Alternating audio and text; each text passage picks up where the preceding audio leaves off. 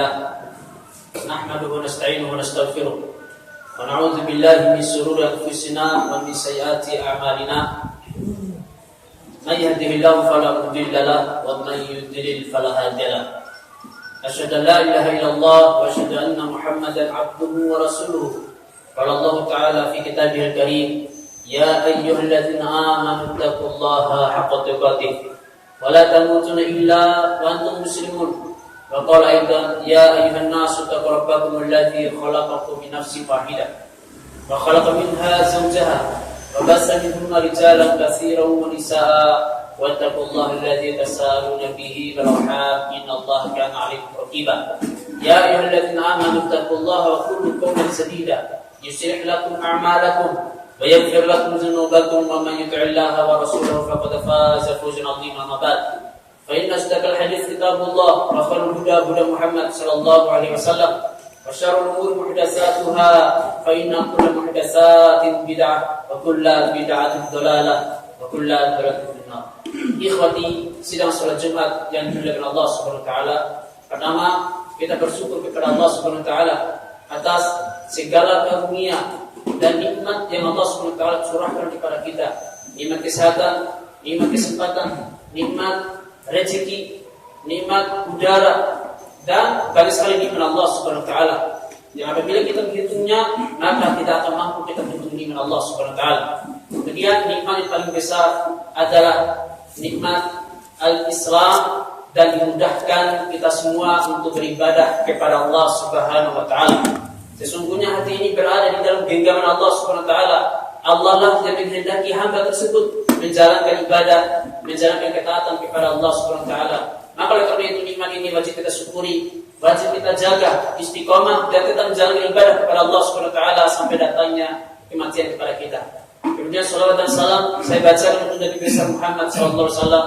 Allahumma shalli ala Muhammad wa ala ali Muhammad. Kaum muslimin, sidang salat Jumat yang dirahmati Allah Subhanahu wa taala. Di dalam salah satu ayatnya Allah Subhanahu wa taala dengan tegas mengingatkan kepada kita semua akan nikmat Allah Subhanahu wa taala.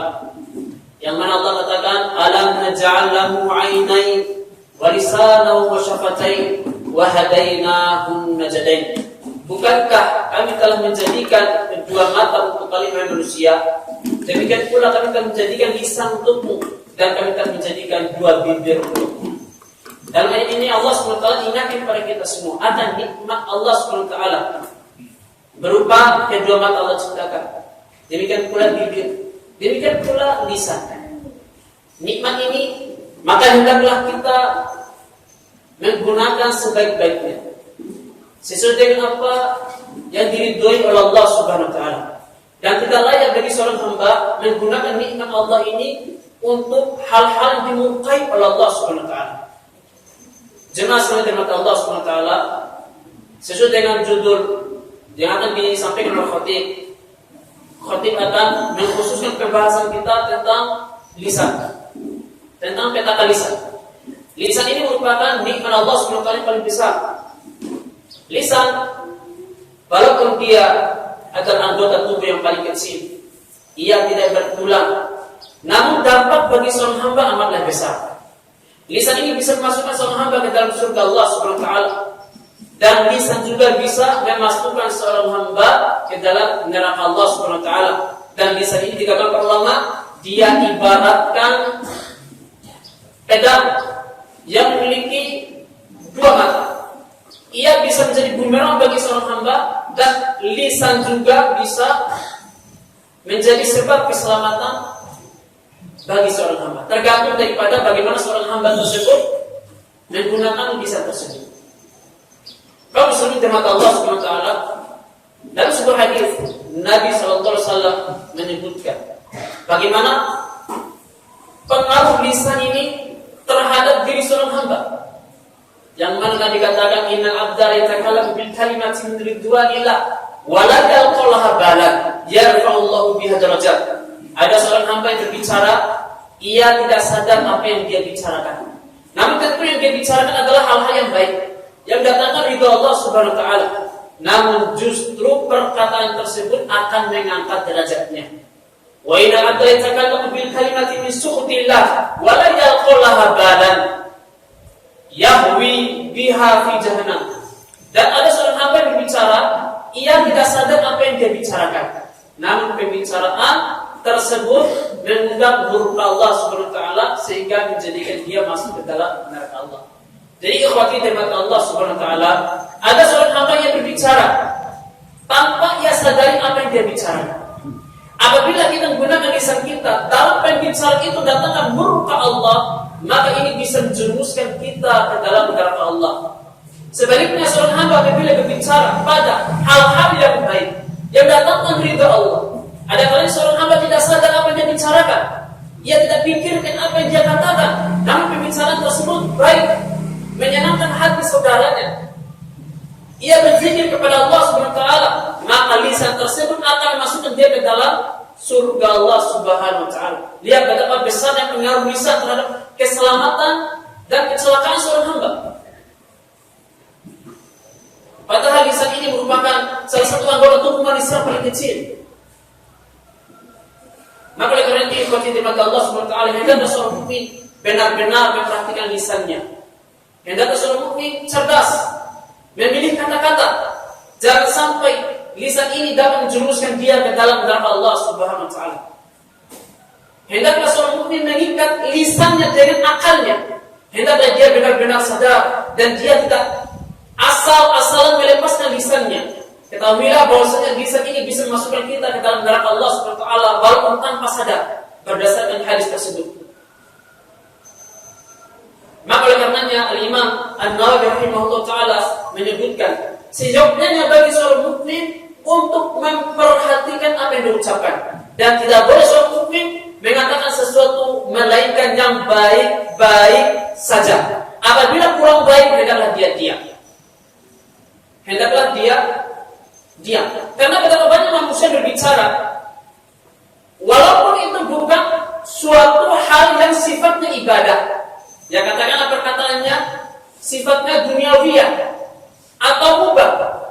Namun justru dalam perkataan tersebut menyeret dia kepada yang haram. Atau minimal kepada hal yang makruh. Banyak di antara kita yang bercanda, berbicara untuk suatu hal yang sifatnya duniawiyah. Yakin tidak, apa yang kita katakan itu 100% itu adalah baik, mendatangkan ridho Allah. Atau mungkin ada di dalam ucapan kita tersisipkan kata-kata yang justru menyakitkan hati saudara kita. Banyak manusia bercanda, dia tertawa, dia tidak sadar apa yang diucapkan. Kita tidak sadar, bisa jadi dalam ucapan kita justru menyakiti hati saudara kita. Nah dengan sebab itulah lisan menjadi sebab petaka bagi kita. Justru itulah yang menjadikan kita terjerumus di dalam neraka Allah Subhanahu wa taala. Maka Rasulullah SAW bersabda, memberikan wasiat kepada sahabatnya, kuffa alaika hadza, tahanlah lisanmu, jangan sampai kamu terlalu banyak berbicara. Banyak berbicara, maka akan semakin banyak pula kesalahan yang didapat oleh seorang hamba. Maka sahabat Abu Dzar berkata, ya Rasulullah, hal la mu'akhaduna bima natakallamu bih, apakah dengan sebab lisan ini kami bisa dimasukkan ke dalam neraka, wahai Rasulullah? Maka Rasulullah bersabda, sakilatka ummuka, celaka engkau. Hajatubun nasu fi wujuhihim illa fi masoidi alsinati. Sesungguhnya manusia itu dijerumuskan ke dalam neraka gara-gara hasil daripada lisannya. Maka seorang mukmin hendaklah benar-benar memperhatikan lisannya, tidak berkata melainkan yang baik-baik saja. Kaum muslimin sedang salat Jumat yang dirahmati Allah Subhanahu wa taala. Bahkan Rasulullah sallallahu alaihi wasallam telah memberikan jaminan kepada kita semua. Kalau kita benar-benar pandai menjaga lisan kita, maka Rasulullah SAW menjamin pasti kita masuk surga. Rasulullah katakan, man ya'manu li ma baina lihyaihi wa ma baina rijlaihi adman lahu al-jannah. Barang siapa yang menjamin lisannya dan menjamin kemaluannya, artinya dia tidak berkata-kata yang menyakitkan, dia menjaga lisannya dan dia tidak berzina, maka saya jamin dia pasti masuk surga. Cukup kita menjaga lisan kita, cukup kita menjaga kemaluan kita, tidak berzina, maka Nabi sudah jamin kita masuk ke dalam surga Allah Subhanahu wa taala. Alangkah mudahnya lisan ini memasukkan seorang hamba ke dalam surga Allah Subhanahu wa taala. Tapi sebaliknya juga alangkah mudahnya lisan ini memasukkan seorang hamba ke dalam neraka Allah Subhanahu wa taala. Aqulu qouli hadza astaghfirullah li wa lakum innahu huwal ghafurur rahim.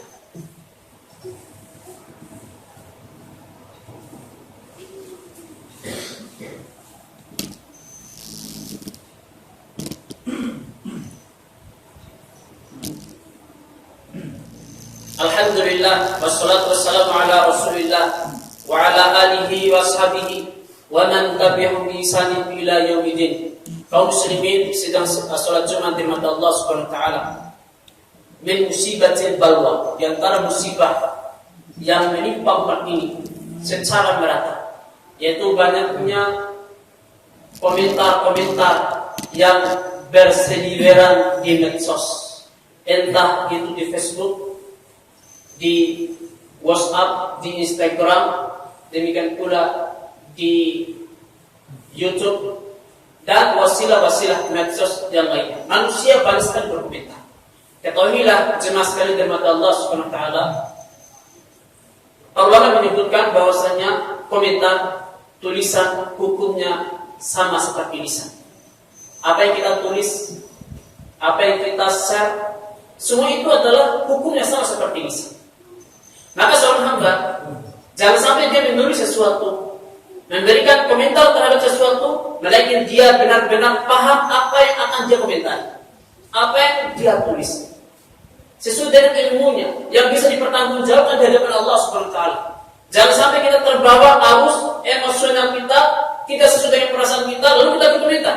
Bahkan kita mencaci maki, tidak sesuai dengan pandangan, tidak sesuai dengan kelompok, tidak sesuai dengan pendapat kita, lalu kita berkomentar. Hati-hati, apa yang kita ucapkan itu akan dipertanggungjawabkan di hadapan Allah Subhanahu wa taala.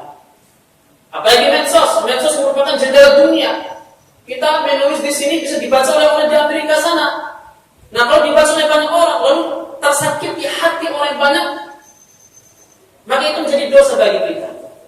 Dan sungguh medsos ini bisa menjadi pundi-pundi dosa bagi kita apabila kita mengomentari sesuatu yang tidak berdasarkan ilmu.